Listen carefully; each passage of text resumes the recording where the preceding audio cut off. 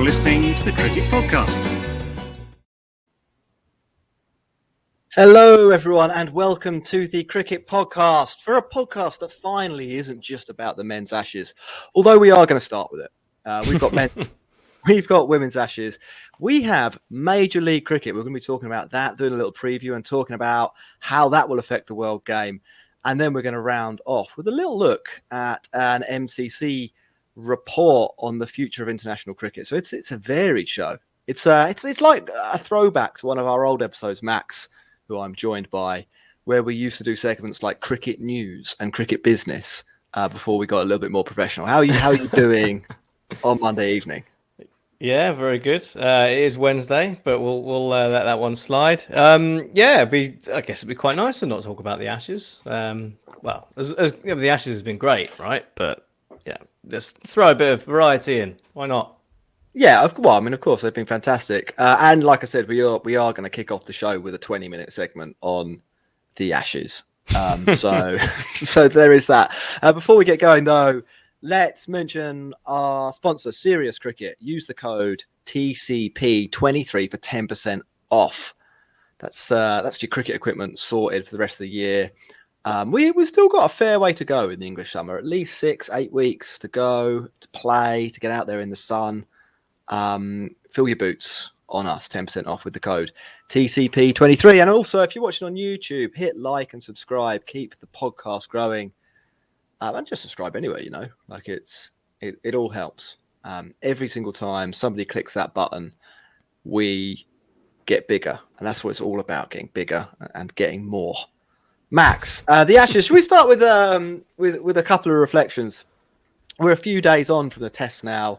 We've had a little bit of time to calm down, digest what we have seen, what we saw at Headingley, maybe contemplate what will happen in the future. But for right now, any final reflections or anything that's occurred to you in the last 3 days, or any summary points that you'd like to make about that match at Headingley? I think we covered it quite well at the time. But what I've found quite enjoyable was sort of the Australian reaction, which has just been sort of like all right, yeah, fine, you won, don't worry about it. We'll just beat you at the next one. They're, totally, whether it's just a front or whether that's genuinely what they feel, which it probably is. Just unruffled, not bothered by it. Like Pat Cummins in the presser afterwards got asked whether he thought the momentum was with England now after the win, and he just responded with, "No, it's 2-1." Yeah, just completely deadpan. I really enjoyed that. So I think the other thing is it's nice that there's not really been any chat about what happened at Lord's or anything like that. I think that's all behind us now. We can just get on with what's hopefully going to be a really exciting 2 games to come.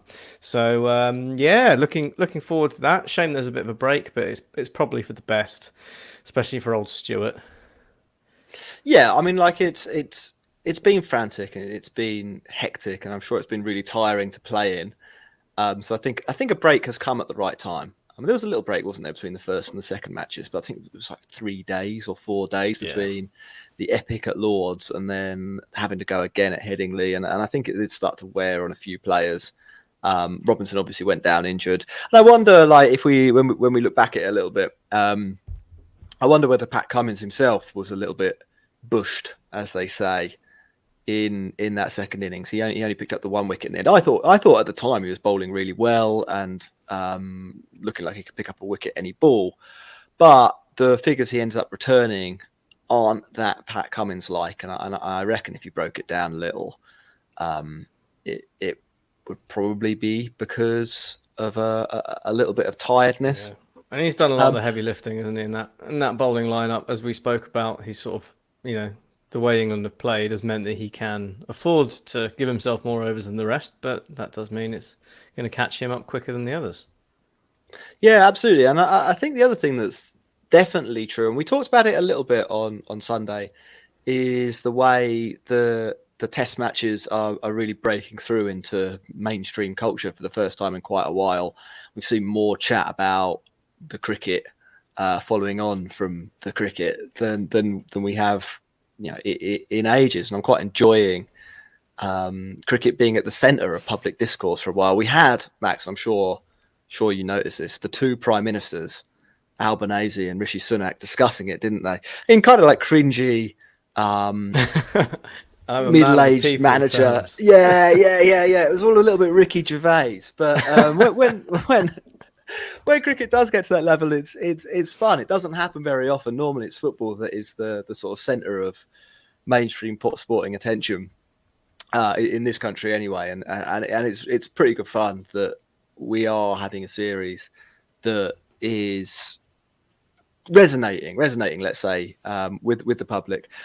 It's also like reflecting back a little bit more. We talked a lot about Headingley after the first match, didn't we? Well, not after the first match, after the match. But to zoom out a little bit further, there've been like people doing research into how close this series has been, and finding that it is basically the closest series thing ever. Yeah. I think there's maybe two other series. I want to say India touring Australia in the 70s was one. Yeah, I can't remember the second one. I really can't remember the second one.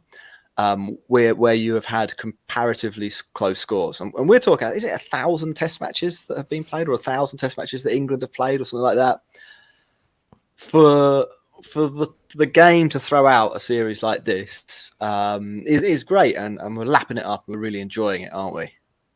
Yeah, I mean, the criteria was something like within 40 runs or something and 3 wickets, sort of either way, the margin of victory. So, I mean, to have three games back to back, and not just, I mean, there's games that can be that close but never feel like the other side is going to win. I mean, this hasn't quite been like that, has it? I mean, I suppose maybe Lords, you could argue, was a bit like that in the sense that, by the time Stokes had gone, England had pretty much lost that game. But yeah.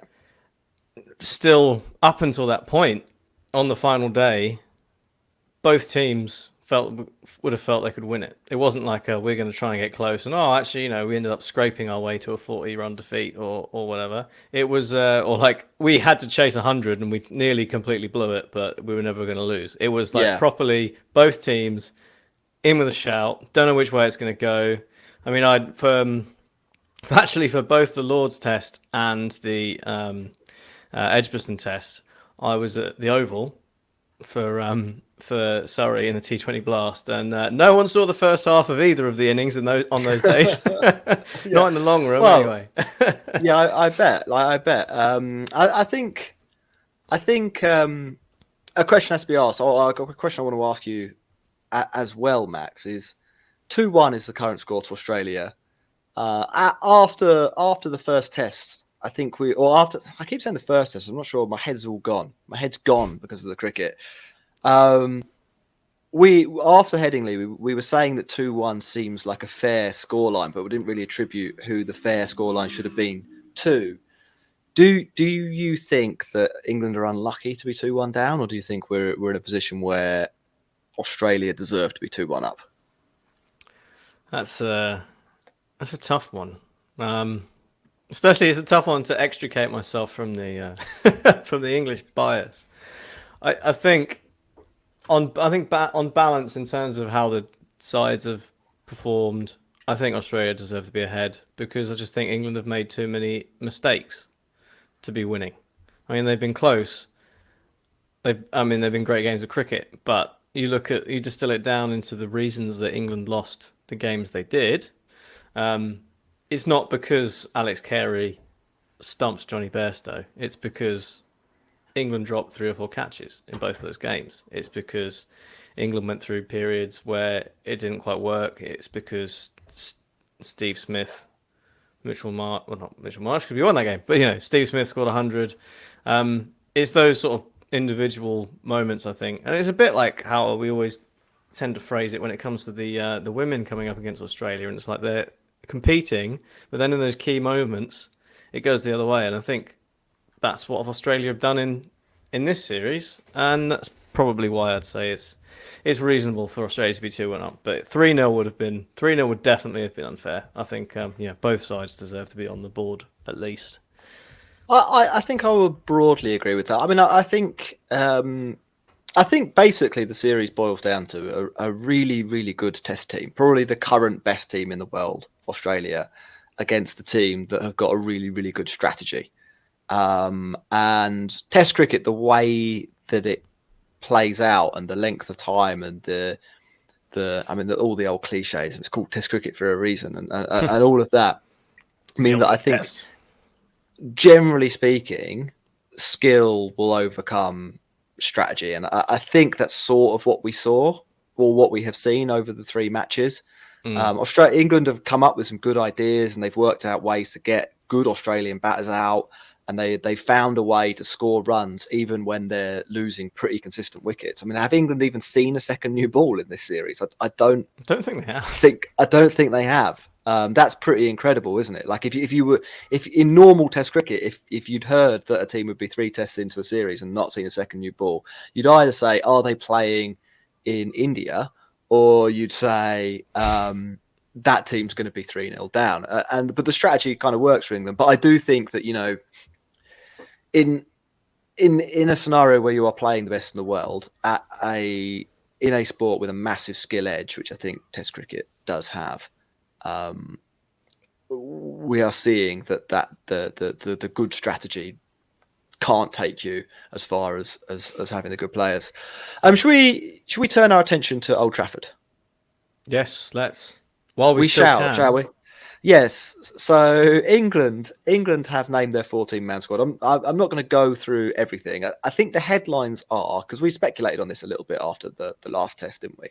The headlines are that Ollie Robinson is included, and we thought that he might drop out, and that Ben Foakes, the wicketkeeper, is not included, despite taking a catch and stumping someone off the same ball and getting both umpires to give it out at the same time. So that's how good Ben Foakes play. is. Yeah, that's a double. He accomplished cricket's first double play today.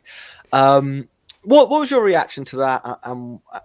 What do you think England will do, and are you sad? Well, I mean, it wasn't one of surprise. It was exactly what I expected. I suppose maybe a surprise that Ollie Robinson was is fine, but if it was back spasms, then maybe he's going to get over it. I still think he probably won't play, but if you're keeping him in the squad, I suppose it gives you the opportunity to play him if he does make a full recovery. Yeah, I mean, it's a tricky one. You don't want England to, I guess, mess around with things too much. Because they've, like you said, they've got a strategy and they've got a group of players that they want to work with this strategy. But it's not like Ben Foakes has never been in the side with this strategy, so that doesn't necessarily hold water. But I'm not surprised that they haven't changed it. I'm a bit less angry at Johnny Bairstow now that I'm not immediately looking at him fumbling the ball down the leg side, but it's still a problem. And it's still, these drops are contributing to England, not being able to keep up with the side that are better. If you're playing a side that's better than you at cricket, you need to be able to catch. It's very important thing to do, and it's a problem. But I can't feel annoyed at Bairstow just sort of because I can't be surprised that it's the route that England have gone down. I mean, it does look like, though, that Moeen Ali at 3 is probably what the way forward is going to be. I guess that's the big thing from them not changing anything. It's either Harry Brook or Moeen Ali at 3, isn't it? I can't see them bringing Dan Lawrence. Surely it has to be Root. Do you think they will? Do you think he'll? I actually do. Yeah? I think it will be Root for the next test. I just don't. I don't think there's another sensible solution to it. No. I don't think that. I mean, it all kind of doesn't really make sense. It's a lot of bowlers to be carrying around, and I know it worked in the last test, and it seemed to balance the side out. And I know that Woakes batted really well, but Woakes also averages 6 against bouncers. Against bowled by Australians, so that is a worry. I mean, is there long-term hope there? Bairstow averages 15.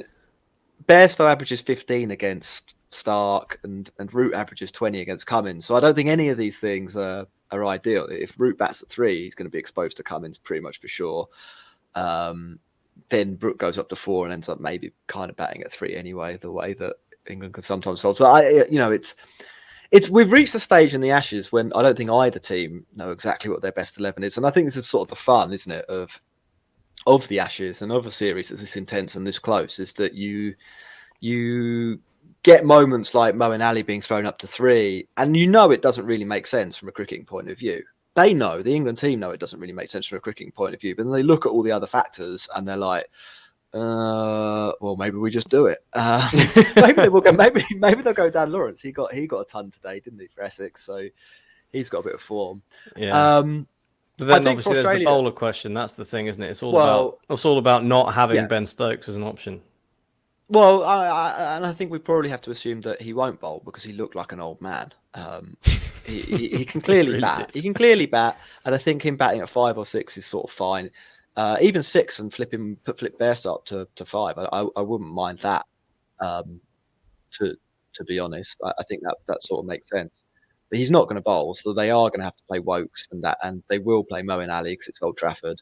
I guess the question is, do they go for Robinson or do they go for Anderson? I like John Tong, but I do think he's played 2 tests, one against Ireland where he didn't exactly rip up trees, and then he was quite good in the match at Lords. And suddenly people are like, we've got to get this guy in, like we absolutely must play him. And it's like, let's just step back and have a look at the body of work. And again, it's one of those Ashes hype moments. Let's have a look at the body of work for a second here.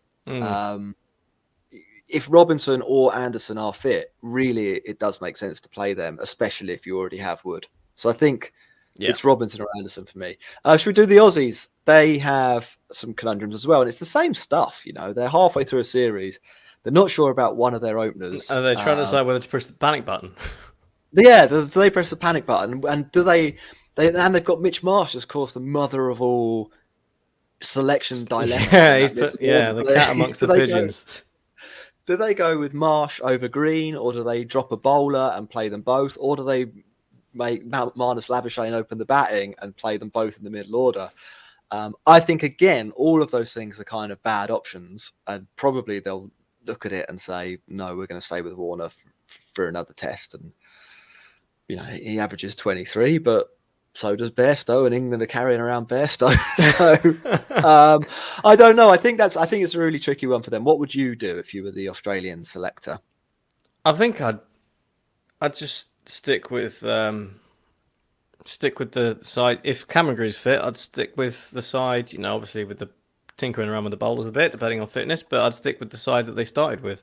Cameron Green probably would have been quite good at Headingley with that pitch, with the bit of extra bounce. He would have been a real handful to face. Old Trafford tends to be a little bit better in terms of carry, doesn't it, than particularly Lords, which is often a bit soft at times.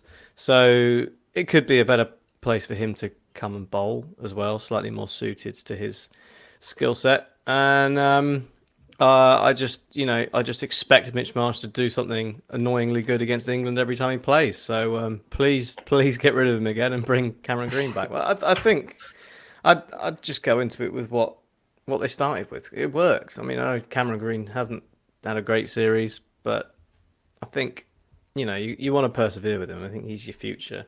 I think you go with it. I think he's a better bowler than Marsh. Anyway, logically, I think that's what I would do. And they've struggled a little bit with the third seamer, so I think having a backup, and Green hasn't bowled amazingly well in the series, but has picked up a couple of quite important wickets. So I think I would basically name their first 11 from the first test, Edgbaston, but with Hazelwood for Boland. And I would say, I'm sorry, Mitch Marsh, this is going to suck, but you aren't in our best 11. I'm sorry. I suspect that the old trappings about form, picking the guy who's hitting it well and all of that will come into play, and they won't, and that they will make a change. And I no idea which way they'll call it. But that is what I would do in the cold light of day. I think if I was an England team, I think I would fear a side that looked like the Edgbaston 11 with Boland swapped for Hazelwood. Exactly. As an England fan or as an England player, I think they're looking at it and they would say, go on, make a load of changes, mess up with it. Move Marnus Labuschagne up, get rid of Warner, bring in Marsh, confuse things. That's what I'd want them to do. So I feel like that would be the wrong move. Right, we're going to do a little bit of women's Ashes now, Max, and we had to hold off on this literally until the 20th minute of the show because we didn't know the result of the first ODI. The series to date, it's been a pretty good series. Obviously, Australia won the test match, which came with bonus points. Then they played the T20s, and the Aussies, I think they won the first one of those. They did. England bounced back with 2 wins in London at the home of cricket, Lords, and at the other home of cricket, the Oval.